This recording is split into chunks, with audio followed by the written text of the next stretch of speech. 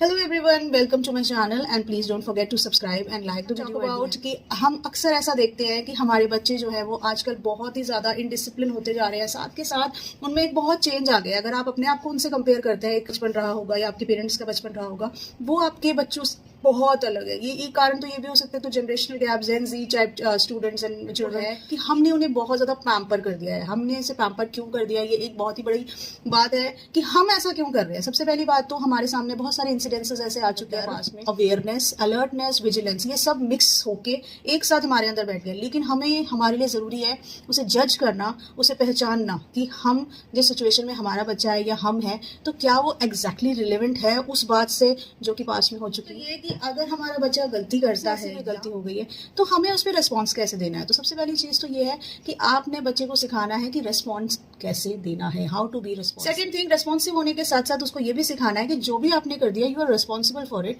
And you don't have to worry कि अब क्या होगा। We will take care of it in a very calm way. और हमें भी उसे सपोर्ट करना चाहिए कि हमें उस चीज़ को कैसे संभालना है, रादर कि हम उसे सिर्फ सिंपली ब्लेम करते रहे।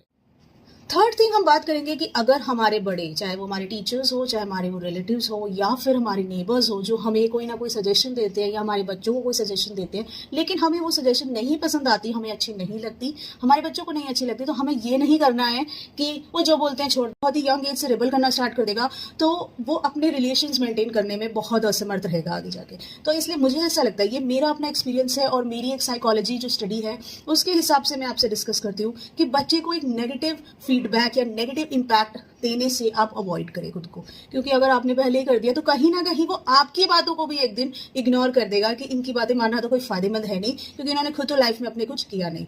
रादर कि उसको ये समझाना है कि उन्होंने जो किया है वो उनकी प्रैक्टिकल सिचुएशंस और हमने जो किया है वो हमारी प्रैक्टिकल सिचुएशन से मैच कर रहा है और हम उसके अकॉर्डिंग चल रहे हैं, ना कि हम दूसरों से या दूसरों की बातों से इन्फ्लुएंस हो रहे हैं या उनके कर्मों से इन्फ्लुएंस हो रहे हैं। No, we are moving with a relevant psychology according to our relevant situation and how we are playing the role of which we need to play।